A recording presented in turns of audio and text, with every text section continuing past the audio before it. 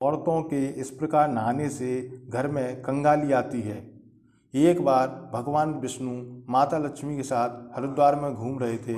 माता लक्ष्मी ने देखा कि सारे मनुष्य गंगा में नहा नहा कर हर घर गंगे कह रहे हैं, परंतु सभी लोग दुखी और परेशान हैं। तब माता लक्ष्मी ने बहुत ही आश्चर्य से भगवान विष्णु से पूछा, स्वामी, गंगा में इतनी बार स्नान करने पर भी इनके पाप और दुखों का नाश क्यों नहीं हुआ? क्या गंगा में अब सत्यता नहीं रही? भगवान विष्णु बोले, गंगा में तो वही सामर्थ्य है, परंतु इन लोगों ने पाप नाशनी गंगा में स्नान ही नहीं किया, फिर इन्हें लाभ कैसे मिलेगा? माता लक्ष्मी जी ने आश्चर्य से कहा कि स्नान कैसे नहीं किया, सभी तो हमारे सामने नहा नहा कर जा रहे हैं, अभी तक तो इनके शरीर भी नहीं सूखे हैं। भगवान विष्णु ने कहा, ये लोग तो केवल जल में डुबकी लगाकर ही आ रहे हैं, तुम्हें मैं कल इसका रहस्य समझाऊंगा। दूसरे दिन बहुत ही जोर से बारिश होने लगी, सारी गलियां कीचड़ से भर गईं। एक चौड़े रास्ते में एक बड़ा सा गड्ढा था, चारों ओर कीचड़ भरा हुआ था और भगवान विष्णु ने लीला रची। वे स्वयं एक बूढ़े आदमी का रूप धारण करके उस गड्ढे में जा गिरे। लक्ष्मी जी को उन्होंने समझाकर पास में बिठा दिया कि देखो, तुम लोगों को सुना सुना कर यूं पुकारती रहो कि मेरे बूढ़े पति अचानक गड्ढे में गिर पड़े हैं, कोई पुण्य आत्मा इनको बाहर निकालकर इनके प्राण बचाए और हम असहाय दंपत्ति की सहायता करें। और भगवान विष्णु ने यह भी समझा दिया कि जब कोई व्यक्ति गड्ढे में से मुझे बाहर निकालने को तैयार हो, तब इतना और कह देना कि मेरे पति सर्वथा निष्पाप हैं। इन्हें वही व्यक्ति छुए जो खुद भी निष्पाप हो। यदि आप निष्पाप हैं तो उनके हाथ लगाएं, नहीं तो उनको हाथ लगाते ही आप स्वयं भस्म हो जाएंगे। लक्ष्मी जी तथास्तु कहकर गड्ढे के किनारे बैठ गईं और आने जाने वालों को सुना सुनाकर भगवान विष्णु की सिखाई हुई बातें कहने लगीं। गंगा में नहा नहाकर लोगों के झुंड आ रहे हैं और सुंदर युवती को यूं बैठी देखकर कुछ लोगों के मन में पाप आया और कुछ लोगों को धर्म का भय हुआ और कुछ लोग कानून से डरे और कुछ लोगों ने तो लक्ष्मी जी को यह भी कह दिया कि मरने दे इस बुढ़े को, क्यों इसके लिए रोती है। और कुछ दयालु और चरित्रवान पुरुषों ने उस युवती को पति को बाहर निकालना चाहा, परंतु लक्ष्मी जी के वचन सुनकर वे भी रुक गए। उन्होंने सोचा कि हम गंगा में नहा कर आए हैं तो क्या हुआ, पापी तो हैं ही, कहीं हम सहायता करते समय भस्म ना हो जाएं। उनके पास कई व्यक्ति आए, परंतु किसी का साहस नहीं हुआ। सैकड़ों आए, सैकड़ों ने पूछा और चले गए। संध्या का समय हो चला। तब भगवान विष्णु ने माता लक्ष्मी से कहा कि देखा, आया कोई सच्चे मन से गंगा में नहाने वाला। तब थोड़ी देर बाद एक नौजवान युवक हाथ में एक लोटा लिए हुए हर हर गंगे कहता हुआ आया। लक्ष्मी जी ने उसे भी वही बात कही। उस युवक का हृदय करुणा से भर आया और उसने भगवान विष्णु को बाहर निकालने की तैयारी की। लक्ष्मी जी ने उसे रोककर कहा कि भाई, यदि तुम सर्वथा निष्पाप नहीं हो तो मेरे पति को छूते ही तुम भस्म हो जाओगे।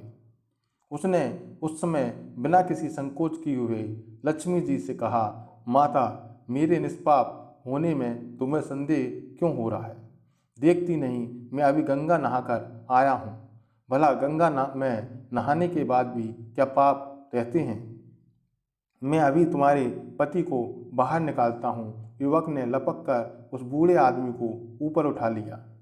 भगवान विष्णु और माता लक्ष्मी ने उसे अधिकारी समझकर अपना असली रूप प्रकट कर दर्शन देकर निहाल किया। भगवान विष्णु ने माता लक्ष्मी से कहा, इतने सारे लोगों में से केवल इस एक आदमी ने ही गंगा स्नान किया है।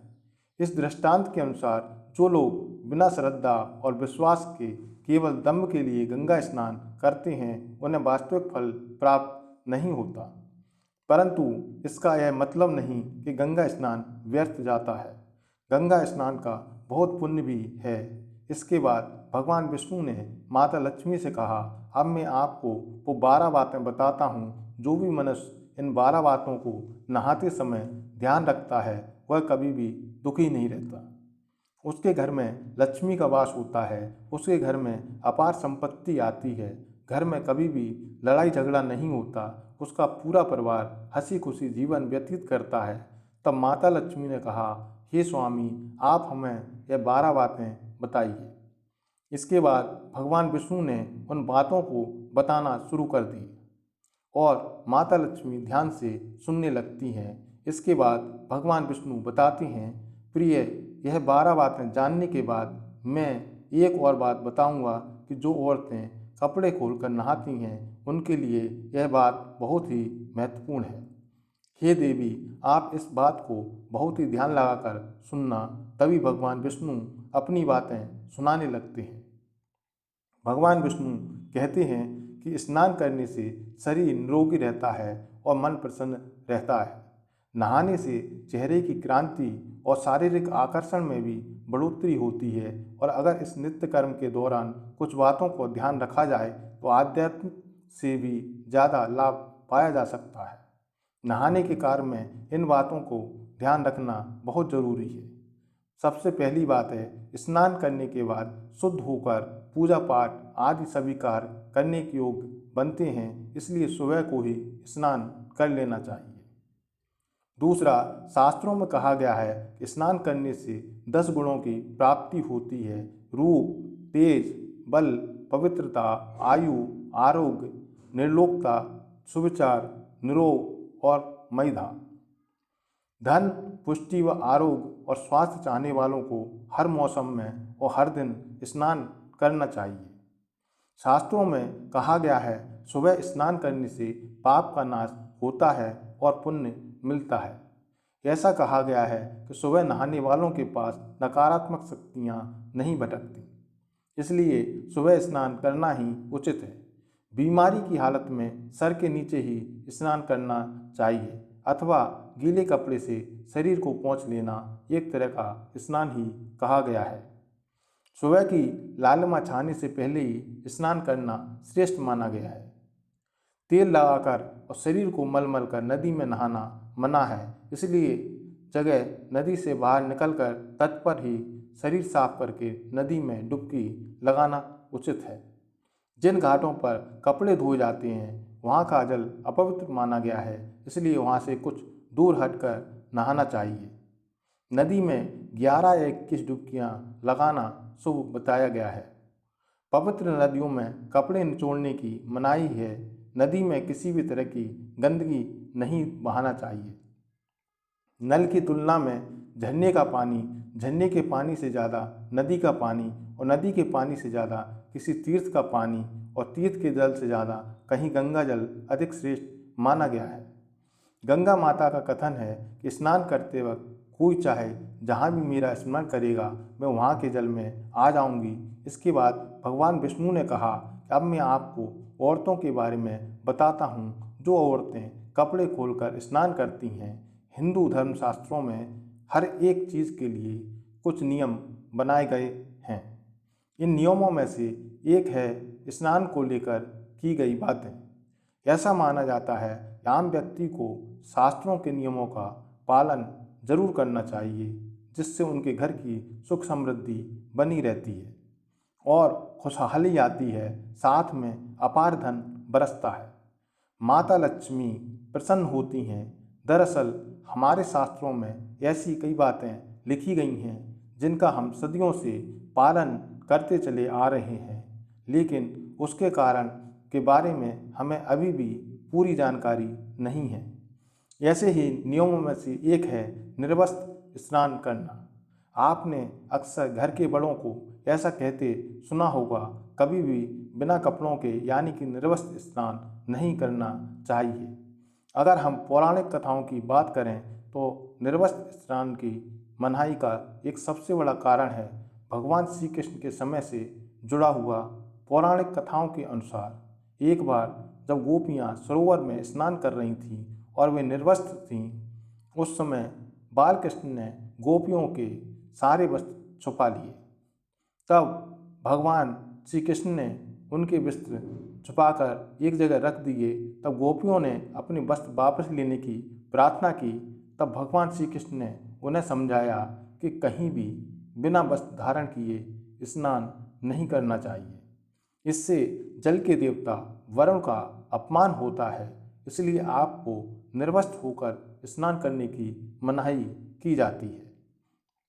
अगर आप नहाते समय यह सोचते हैं कि बंद कमरे में आपको कोई नहीं देख रहा, तो ऐसा गलत है, क्योंकि ईश्वर आपको हर जगह पर देखते हैं। और यदि आप निर्वस्त्र होकर स्नान कर रहे हैं तो वह मुख्य रूप से जल के देवता वरुण का अपमान करने जैसा होता है। निर्वस्त्र स्नान से आपको पाप लगता है, आर्थिक एवं शारीरिक नुकसान पहुंच सकता है। यदि आप निर्वस्त्र स्नान करते हैं तो आपके शरीर पर नकारात्मक ऊर्जा प्रवेश कर सकती है और आपकी मानसिकता भी नकारात्मक हो सकती है। इसलिए हमेशा आपको यही सलाह दी जाती है कि आप नहाते समय कोई एक कपड़ा जरूर धारण करें, लेकिन बिना कपड़ों के स्नान न करें, तभी आपके लिए बेहतर होगा। निर्वस्त्र स्नान से शरीर की सकारात्मक ऊर्जा शरीर से बाहर निकल जाती है और इसका प्रभाव आपके शरीर के साथ आपके मन और मस्तिष्क पर भी होता है। गरुड़ पुराण के अनुसार जब आप स्नान करते हैं तब आपके पितृ यानी मृत पूर्वज आपके आसपास मौजूद होते हैं। यदि आप निर्वस्त्र स्नान करते हैं तो आपको पितृदोष लग सकता है। ऐसे स्नान करने से आपके पितरों को तृप्ति नहीं मिलती और यह घर में पितृदोष का कारण बन सकता है, और ये वस्त्रों से गिरने वाले जल को ग्रहण करते हैं, जिनसे उनकी तृप्ति होती है।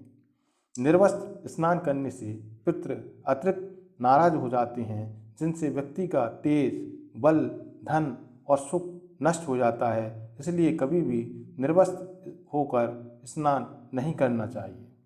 पुराणों के अनुसार नहाने वाला पानी पूर्वजों के हिस्से में जाता है और निर्वस्त्र होकर नहाने से इससे पितरों के समक्ष बिना कपड़ों के नहाना मना किया गया है। शास्त्रों में मान्यता है यदि कोई निर्वस्त्र स्नान करता है तो माता लक्ष्मी उससे रूठ सकती हैं। इससे आपकी कुंडली में धन हानि के योग बन सकते हैं और आपकी स्थिति खराब हो सकती है। इसी कारण से आपको निर्वस्त्र स्नान न करने की सलाह दी जाती है और शास्त्रों में भी इस बात की मनाही की गई है। वीडियो पसंद आए तो वीडियो को लाइक करें, शेयर करें तथा चैनल को सब्सक्राइब अवश्य कर लें। धन्यवाद।